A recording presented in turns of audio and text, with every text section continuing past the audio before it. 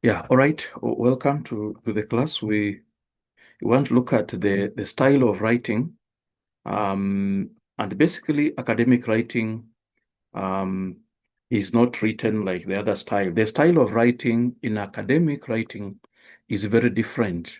That's why it's important for you to attend this particular lesson and see how writing is done um, in this particular in scientific writing. So we don't write like creative writing. We don't write like journalistic writing. It is different. So what are the technical aspects of academic style? So academic writing is of high quality. It's high quality writing with the intent of publishing in academic journals and reviewed by peers. So when we talk about peers, we are talking about people with PhDs, people who are professors, very, very refined scientists. And that's why, when you are we are doing academic writing, you must be careful on the choice of words, on the choice of words. So the audience in academic writing are readers in higher education institutions. So these are basically very, very intelligent people. And when we began, I told you in the order of gradation, this is the highest form of writing. And so we don't encourage casual style, casual choice of words, casual diction, careless kind of choosing of words. Don't do that. You need to choose words carefully, words which are formal, words which are specialized, and you have to adhere to principles like clarity, coherence, precision in the choice of language, and all that for your paper to be effective. So HAF 1999 observes that academic style should have precise sentences. So the sentences should be precise and to the point. We don't allow ambiguity. We don't allow, beating around the bush. That's not allowed. Hit the nail on the head. That's what we are saying. Have present tense. So mostly we use present tense except when we are describing methodology. When describing methodology, we can use the past tense, but mostly use the present tense. Then have an active voice. Use an active voice. Avoid a lot of passive voice. Avoid a lot of passive voice. Passive voice leads to dull prose, but active voice, it enables the reader to follow very, very easily. Then appropriate margins. Use appropriate margins when you are doing the formatting. Have a good introduction. Have a good introduction, main body, and conclusion. So when you're writing your term paper, ensure you have a good introduction, main body, and conclusion. According to the APA manual, academic writing should avoid jargon. So avoid unnecessary jargon. Writing words like megalomania, words which are very big. We don't need all that. You can write in a very interesting way without necessarily using a lot of big words in your area. Avoid wordiness. Avoid wordiness. So don't repeat yourself so much. I'm going to say, can be able to.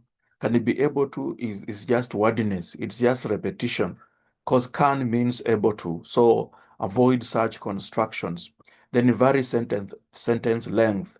Do not use very long sentences and very short sentences. Try to mix long and shorter sentences. Avoid colloquial expressions. Colloquial expressions. So basically, we're talking about even words like can't, shouldn't. Those contractions are colloquial. Avoid contractions. And also Sheng, not Sheng, we have what we call Sheng, in fact, that is a no-go zone. What we call slang, slang. Avoid slang. Talking about colloquial, we're talking about avoid slang language, a slang language. Words which have just been adopted from some local languages. And so even the Kenyan English, words like matatu have been adopted in Kenyan English, but they are not allowed in uh, in what we call standard English. So non-standard usages should be avoided. Matatu, chapati, unless you are using it for research. Avoid biased language.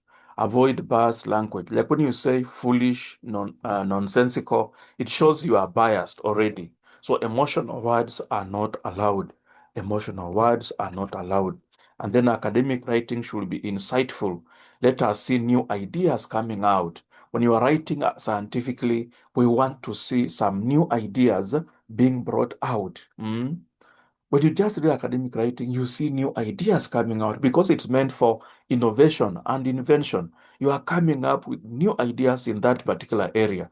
And so let it be insightful. When we read, is there something new that is coming out? That is why the reader will ask himself or themselves. Will ask himself or themselves. So that is according to the APA manual. Of course, it should have authoritative statements. Cite authorities. Cite authorities in your area.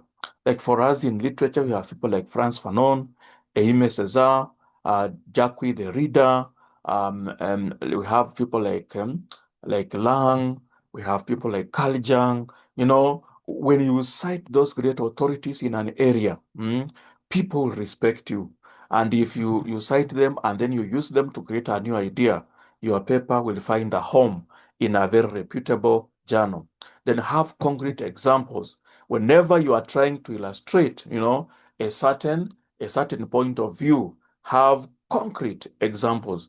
Do not just use light examples because you are persuading people. You are persuading people about a point of view. So ensure that you have examples that are very concrete.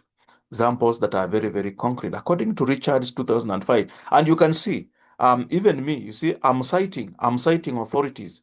I'm citing authorities to illustrate my perspectives. So the same way, when you are arguing, look for authoritative examples. Examples can be theoretical works, like the ones I'm citing here, or authorities in your area, and examples can also come from your research, your experiments in the laboratory, and whatever. So when you go now to my loft and look for examples, you bolster your argument, and that's how you convince people. You convince people using proper examples. So according to Richard 2005, academic writing should define specialized terminology. So whenever there are special words that you are using, you do what? You define them. So maybe from your areas, maybe just go to your chat and um, give me some specialized words from your area. For us in literature, we have words like, let me just write some words here. Semantic absurdity. Semantic absurdity. That's a specialized word. That's a specialized word from my area. We have words like pleonasm. Yeah. When I use words like pleonasm, that is a specialized word from my area. So if I use such a word, I must define it. So maybe in your area, do you have any specialized word? Just go to your chat and give me some specialized words in your area.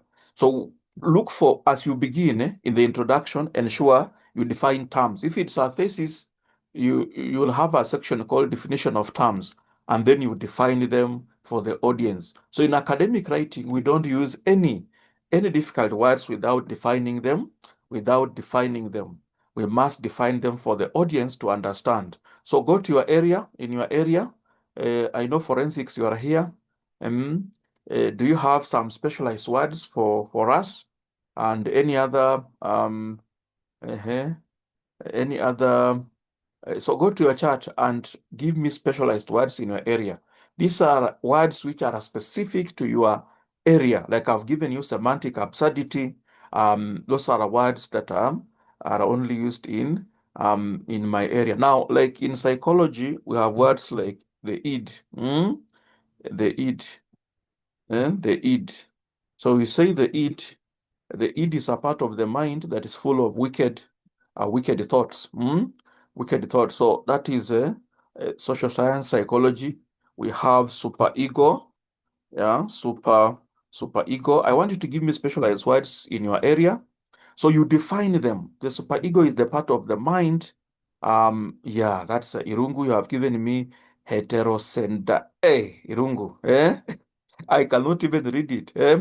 Heteroscedasticity. Yeah, look at that. That's good. That's very good, Irungu. So when you use such words in academic writing, you must define them. Yeah, let's continue. Any other? Let me get four more. Four more specialized words. Four more specialized words. Four more specialized words from you. From you. Thank you, Irungu. Any other person?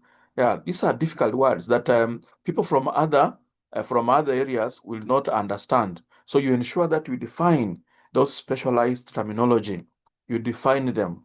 You define them. It's not meant for show off. Academic writing is meant to communicate research, to the world. And so you not just use words for show. You are using words to communicate. So when you have very difficult words, explain them to the audience for them to understand. Double complementation, that is Peter. Peter, that's great. Sclerodymic, Fanis, sclerodymic, good, thank you. Yes, fair, James, that is a hard one. I cannot even read it. I cannot even read it. James, I cannot even read it. Pedagogy, pedagogy. That's Fanuel Maina. The last one. The last one. Yes, the last one. The last one. The last one. The last one. The last one. Okay, so define all terminology. Yeah. So define all specialized terminology. Then avoid obscure words. Don't use words that cannot be understood. Words that cannot be understood. Always, even before you use a word, ensure that you know its meaning, and then edit out cliches. Edit out cliches. This is a bad spelling. Edit out cliches. Cliches are overused expressions. So avoid overused expressions. Things like the buck stops with the buck stops with me, and even those idioms. Don't use idioms in academic writing. The buck stops with the what? The observer. No, don't use idioms in academic writing. Don't use idioms in academic writing. Just use the normal language. Use concrete details and analogies. Yes, you can use analogies. You can use a certain analogy, an example. Analogies are just like the parables that Jesus used. So you can use an analogy, an anecdote, and then you now come back to the normal writing. So you can use analogies and then avoid needless repetitions. I just told you expressions like can be able to. Can be able to is a unnecessary repetition. Don't use words like a foolish idiot. Foolish idiot, because foolish and idiocy is the same. And also when you insult, it shows that you are not objective. So emotional words must be avoided. Use a formal tone. Always be formal in academic writing. So for those of you who are always very formal, you can be very good academicians. A lot of jokes, we don't allow jokes in academic writing. This is very serious writing, which is meant to dispense research. I mean, it's meant to disseminate research, and so use a formal tone. According to Richard Snow 5 again, avoid vague words, words that cannot be understood. Limit passive voice, as we said, and cut down on unnecessary words. So be precise and to the point. So what are some of the important principles in academic style? One is clarity. Be clear. In academic writing, hit the nail, on the head. So be clear. This involves using precise language, straightforward sentence structures, and presenting information in an organized manner. So enabling the reader to comprehend your message with ease. So in academic settings, intricate concepts and detailed analysis are frequently brought out through clear sentences. So now, for example, I keep saying, avoid expressions like, when you say, for example, when you say English teacher, when you say English teacher, who can tell me two meanings of English teacher? We also have, let me use, okay, we have English teacher. We have also expressions like coming of power. What is coming of power?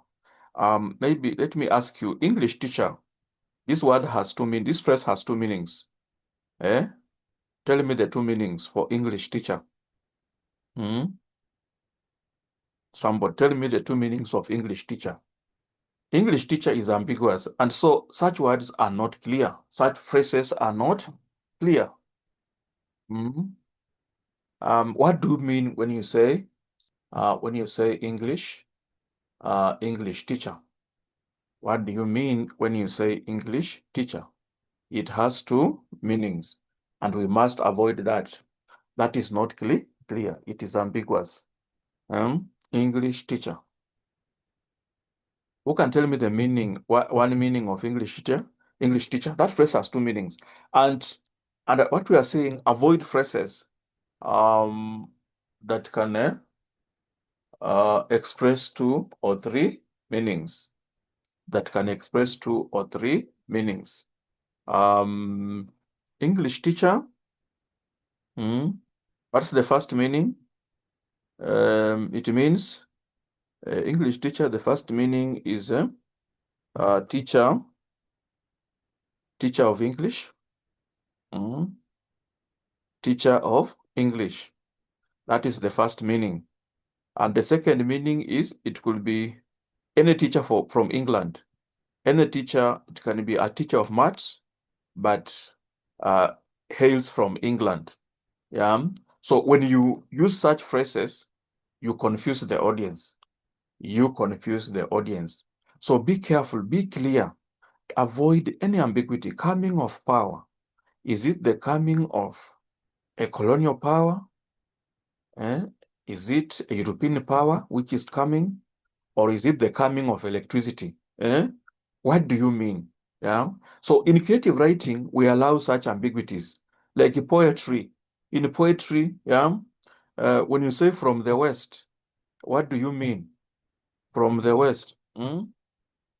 From. And then sometimes some people even use capital letters. So from the West, it can be from Europe, or it can mean from the normal direction, which is west, the compass, the bearing west. So in academic writing, we don't allow any ambiguity. Ambiguity is the use of language that expresses more than one meaning.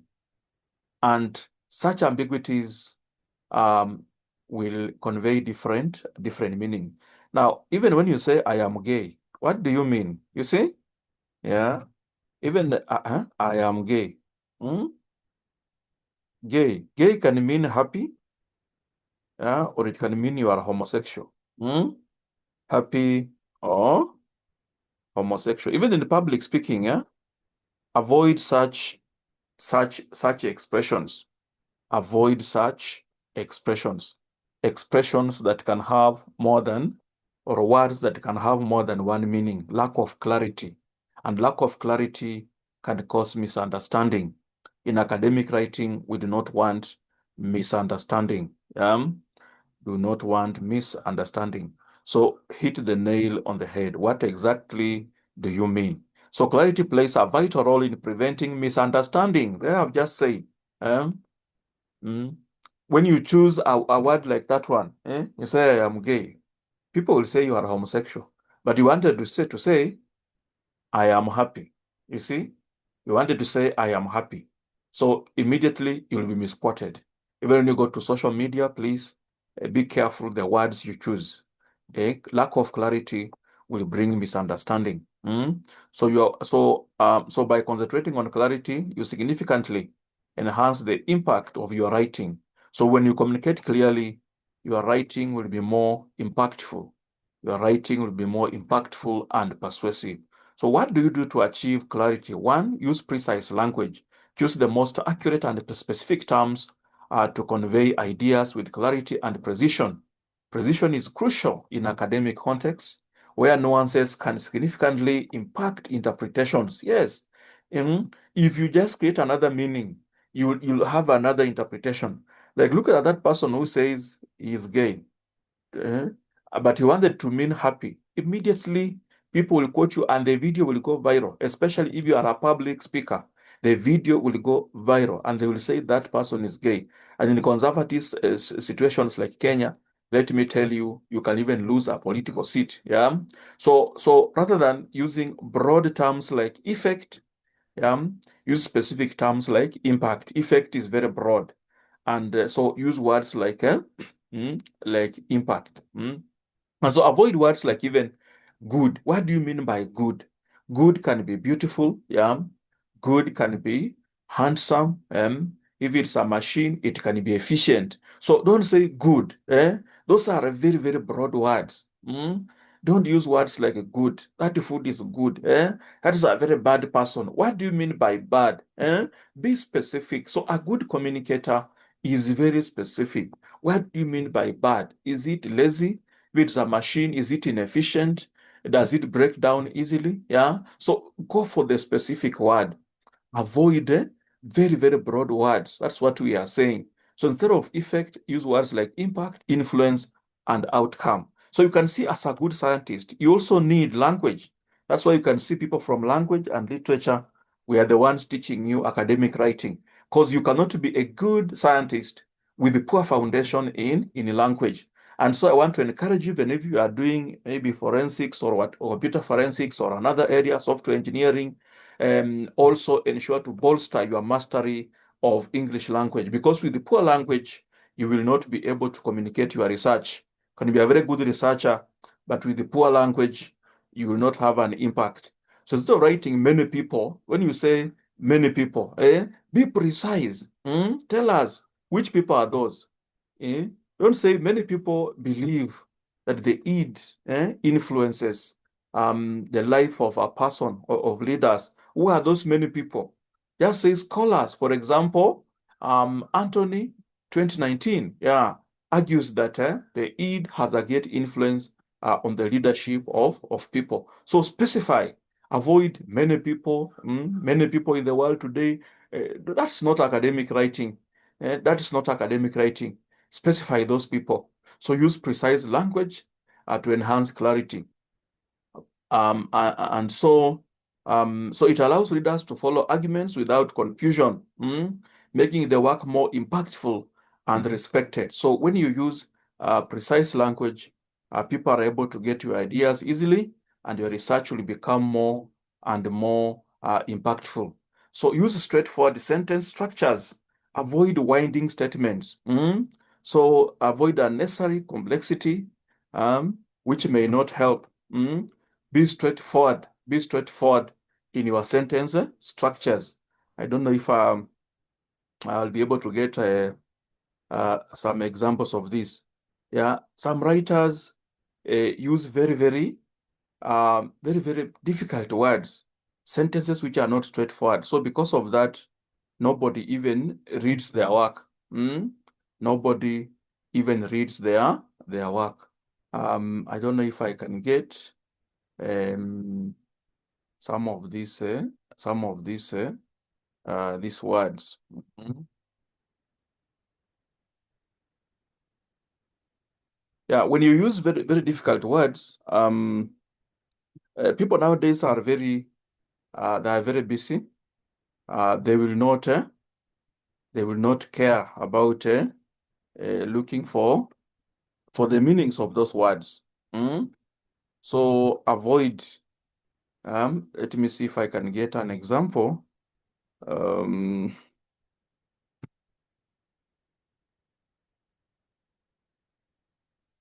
and even your work will not be cited a lot. Your work will not be cited if you use if you use a lot of if you use very big words, very big words.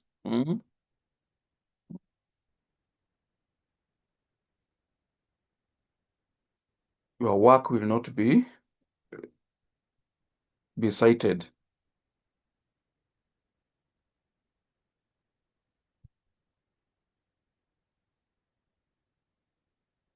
Um,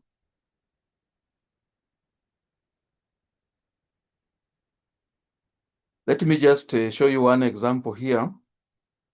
I hope it will share. I hope it will share so that people can see an example. Uh, so that people can see this example here. This is one. Yeah, I don't know if you can see this. Can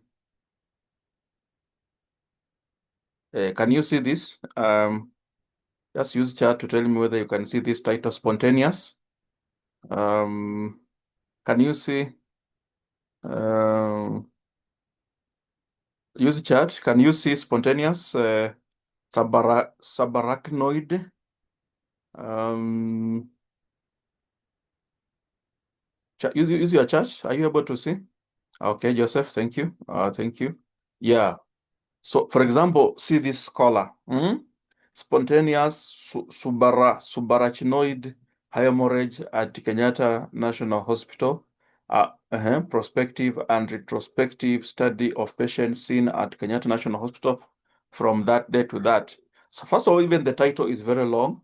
Then look at that. Now, when you write as parachinoid hemorrhage, and yet your findings are supposed to reach out to the community. Yeah. How will normal people understand this? How will normal people understand this? So avoid very difficult words. Avoid very difficult words. Just choose, normal words that people can understand. That people can understand. So use straightforward sentences and avoid very difficult, what we call pompous expressions. So keep sentences concise. Avoid using overly long sentences that aim to include excessive information. You see? So if your sentences are very long with excessive information, nobody will read. So break down complex ideas into shorter, manageable sentences. This makes your writing more reader-friendly and comprehensive. So be concise. Then use active voice. Yeah, the active voice is preferred as it provides clarity by indicating who is performing the action. So avoid the passive voice. Avoid the passive voice. Also avoid unnecessary jargon. Like the one you have just seen, Saparagnoid. Now, those are jargons. And no one will read that. While specific terminology is crucial within disciplines, it is important to avoid using complex words or jargon when simpler language will suffice. I don't know if I can, let me see if I can also get another one. If I can also get another one. And most words that are not cited, most research which is not cited, sometimes just because of too much jargon, too much jargon.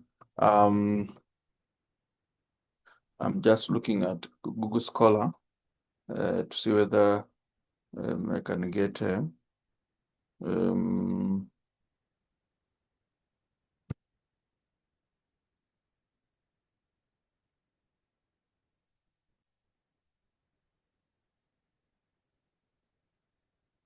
I can get.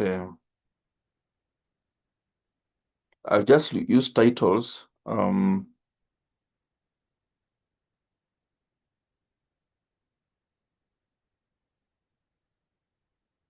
I just want to use a title. Just some titles here.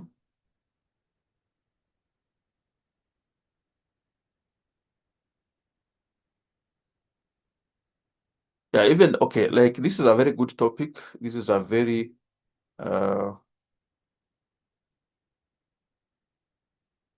let me just look at this. This is a very good topic. A very good topic. Yeah, this is a very good topic, but words like dystopia, uh, a word like dystopia, it can be very difficult for the common audience to understand and all that. So avoid the very difficult words. Avoid very difficult words that the audience may not be able to understand. So then structure sentences logically.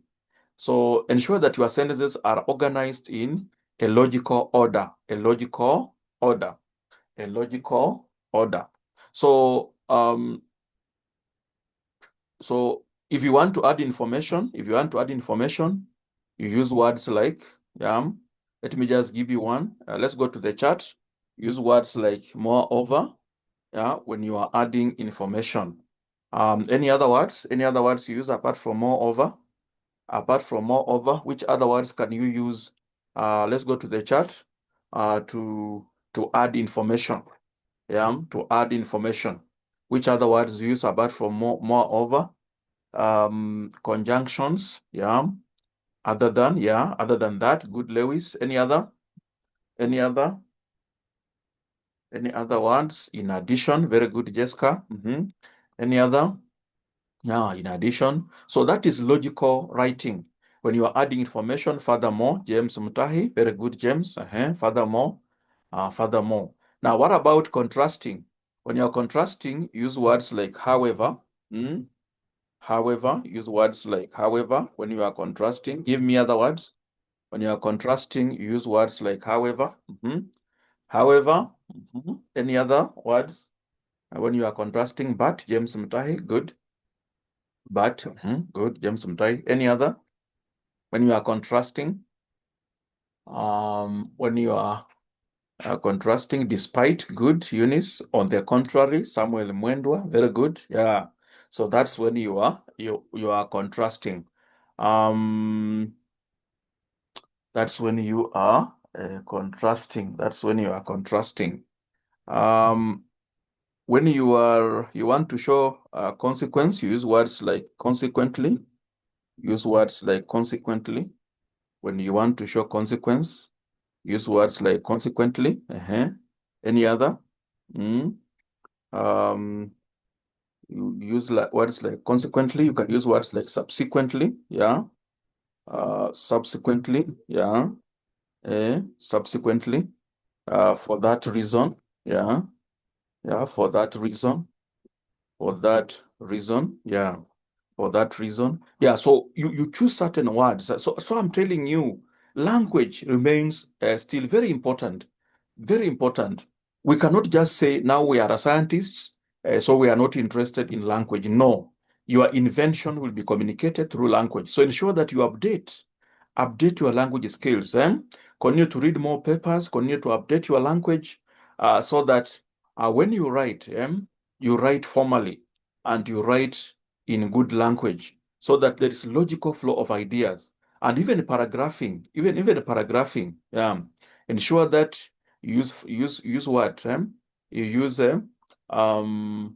words that can list your points logically. They are called what? Idea connectors that can list your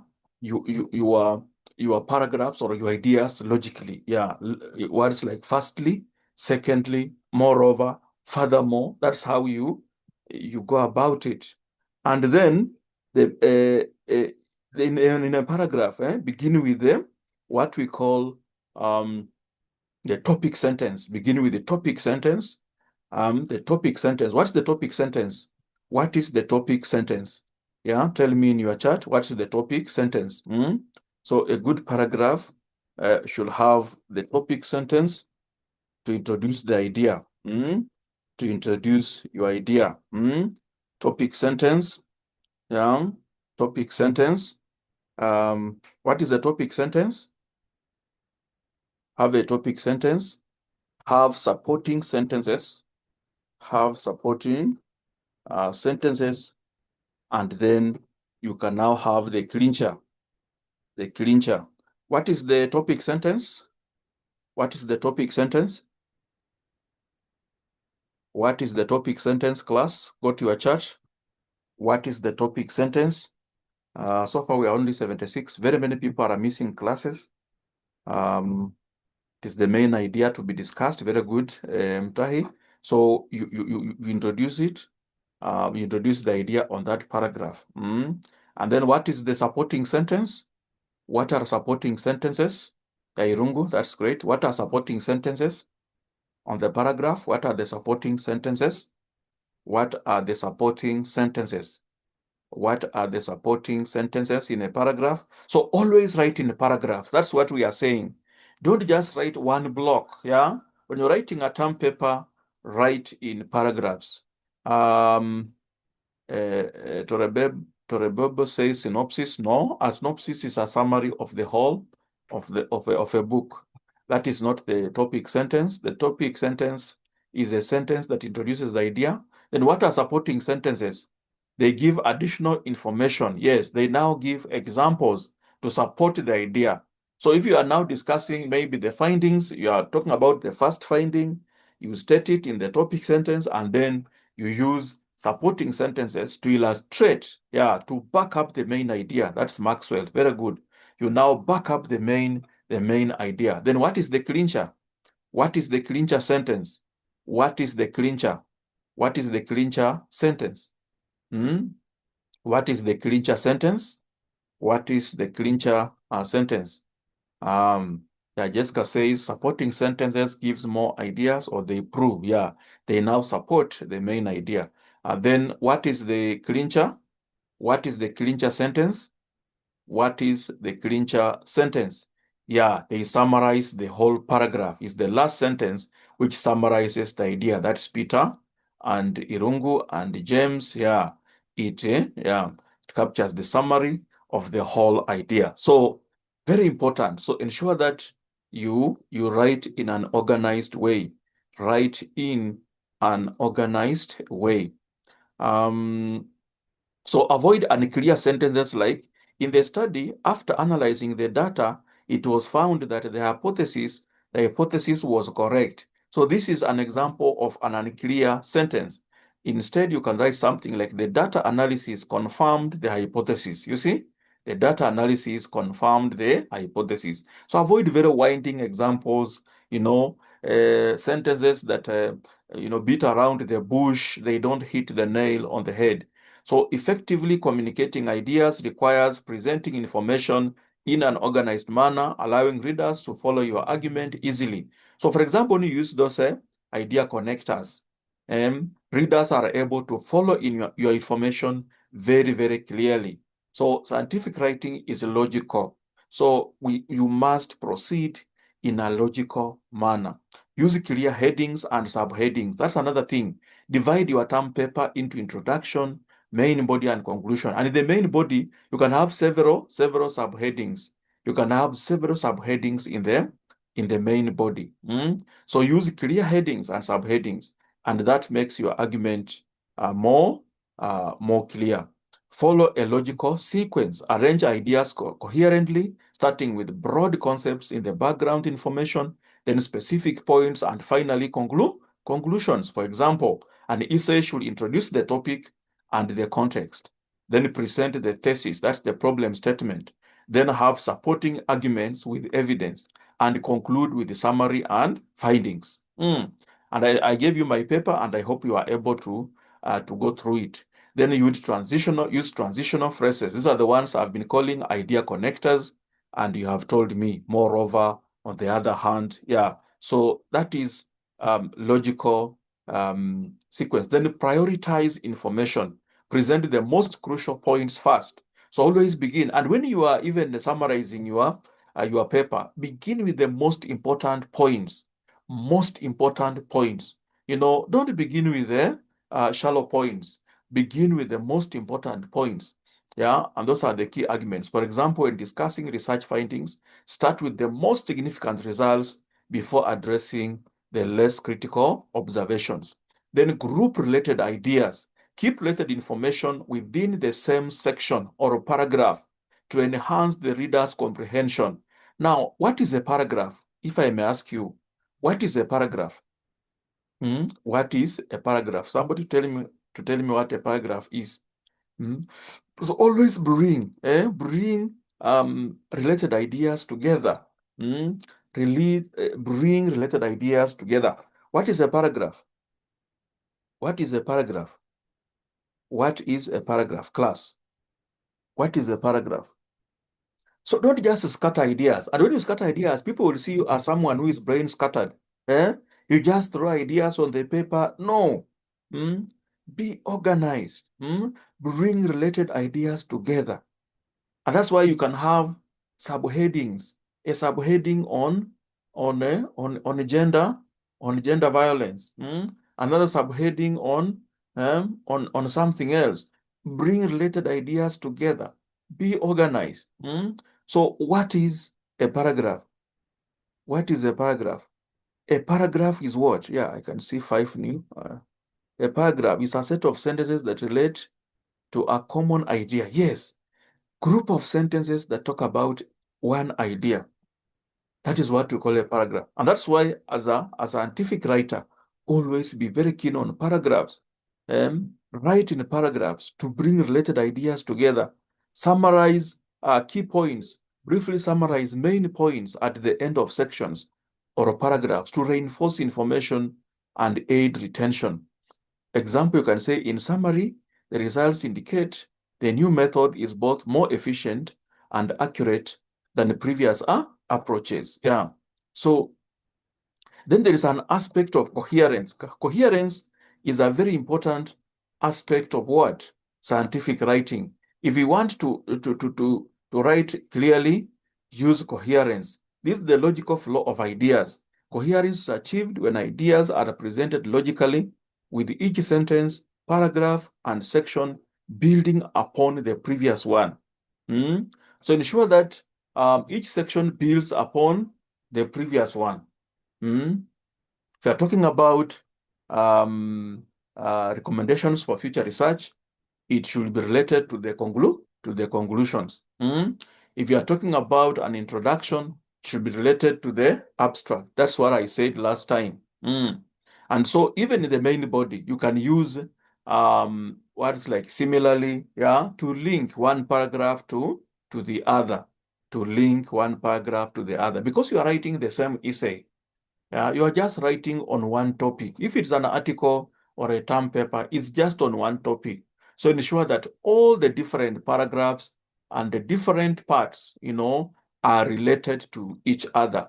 For example, in the literature review, start with the historical background of a topic, progress to the current theories, and finally address the research gaps. So you can begin with the historical background of that particular area and then move to the current theories and finally address the research gap. And so use words that link them together. Use words that link those ideas together. Then use a clear topic sentence. Each paragraph should begin with a topic sentence. That's what I've said. For example, you can say, one major challenge in implementing the new curriculum is the lack of teacher training. So that is the topic sentence. Then you follow with supporting sentences to build upon it, and then end with a clincher. Then you can use transitional words. These ones we have said. Moreover, however, therefore, as a result, in addition, consequently, to ensure that the idea is held together. Then use a consistent point of view. Maintaining a consistent point of view throughout the writing contributes to coherence by using the same tense, pronouns, and perspective, preventing reader disorientation. For example, if writing starts in third person, continue in the third person throughout the paper. Don't reach somewhere and use the second person and the first person. Yeah, you must maintain that. Then you should repeat key terms and concepts. To maintain coherence, repeat key terms and concepts. Repeating key terms and phrases or concepts throughout the writing reinforces the main ideas and aids the reader, for example, in following the argument. For example, if the paper focuses on sustainable development, consistently use this term rather than switching to green growth or eco-friendly practices. So if the paper is on sustainable development, you can use it in the abstract. Introduction, use sustainable development. When you move to the main body, use sustainable development.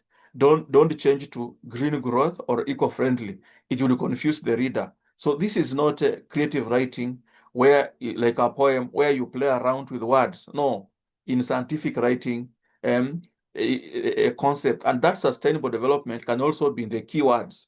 You can also use it in the keywords to show that this is the concept I'm talking about. And even when other researchers now are looking for your paper, they use sustainable development and they'll be able to find it because you have used it consistently. But if you change to green growth and eco-friendly, when they search sustainable development, they will not find your paper easily. And that's one of the reasons why some papers don't have a lot of citations because of lack of coherence. So repeat major concepts for coherence and also to be found very easily by searchers. Then linking ideas within and between paragraphs, ensure sentences within a paragraph are connected to each other using transitional words like subsequently, words like moreover, on the other hand, and so on. For example, look at this. Building on the previous discussion of teacher training, it is also important to consider the availability of educational resources. So you can see the phrase building on the previous discussion, it brings coherence because there is a discussion you have had up there. So when you now come down here and you use this phrase, you are creating coherence, and the essay will become one unit. It will become one unit. So coherence is very important. Then maintaining focus on the central argument. Always focus on the central argument. If you are talking about the role of the id on human behavior, that is your argument. Don't reach somewhere and then you talk about the role of the superego. No. If you are talking about Google Meet, the role of Google Meet in creating awareness during the COVID-19 pandemic, that is your topic. So focus on the central argument. In scientific writing, we like that focus. If you cannot focus, let me tell you, we will just find you and you will not go far. So focus on the main argument. So coherence involves keeping the focus on your central argument or a thesis. So central argument is called a thesis throughout the paper. Avoid digressions or unrelated information that could distract the reader. Because yours was the role of Google Meet. So don't reach somewhere and then you turn to Zoom again. No, you will create confusion, and we don't want confusion in academic writing. Have structured paragraphs. Each paragraph should have a clear structure, the way I told you, topic, sentence followed by supporting sentences, and then a clincher to reinforce the main point. So structure your paragraphs very well. A paragraph might begin with a statement about the benefits of renewable energy, provide evidence and examples, and conclude by linking it back to the broader discussion of sustainability. So ensure, you have clear paragraphs that are structured. Clear paragraphs that are structured. Yeah, clear paragraphs that are structured. So I don't know if I have any example for you today, but that is, of course, the end of my lecture. Let me see if I can maybe just get any. But I gave you my paper because I gave you one of my papers for you to look at. But if you have a question, you can still post in the chat as I maybe navigate my Google Scholar, see if I can get something to share in 2 minutes before I end the lesson. Yes, so that is academic style. So avoid colloquialism. Don't in academic writing, we don't encourage colloquialism, sharing words like block, words like mom, dad, can't. We don't want that. It is basically formal. The style is formal, and there are some things we cannot encourage. So because of the numbers, I think it cannot allow me to share. The network is, I don't know if it uh, cannot allow me to share really. So Book Scholar. mm,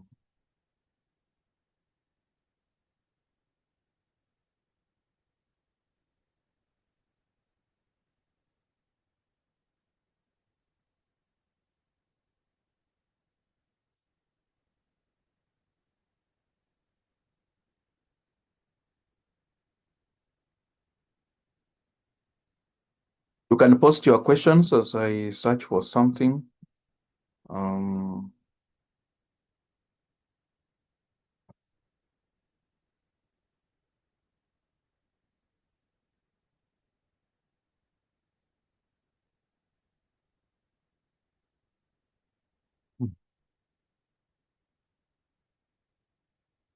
Post your questions as I search for something.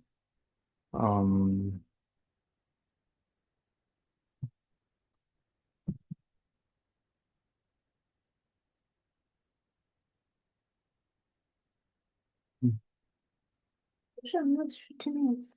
Akuja.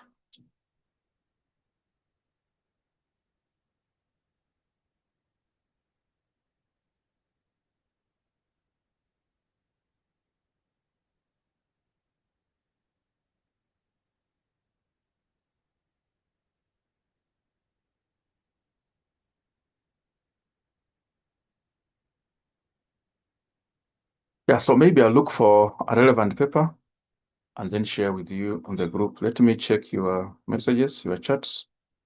I'm saying the attendance is faulty. Any other person who is having a problem? Kennedy also says the same, that the attendance is faulty. Any other person? Those are two. Mm,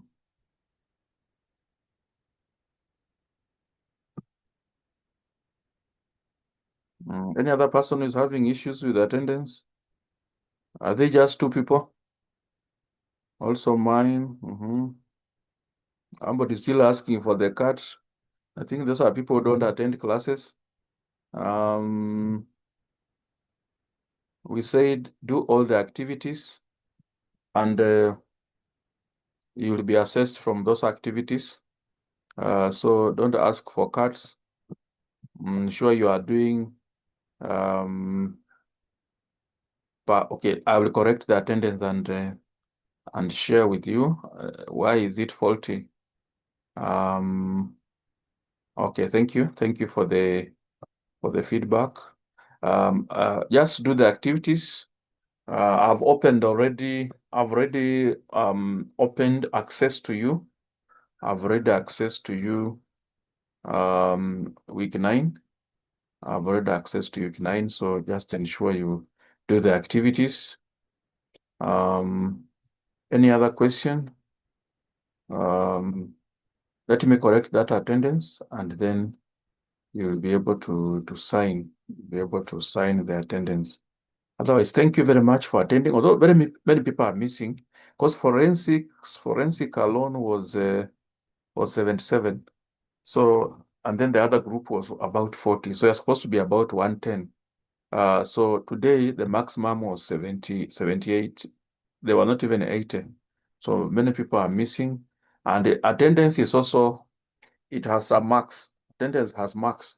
So don't miss.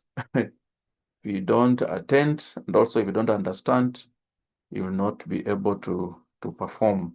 So thank you so much. Let me wish you a nice week.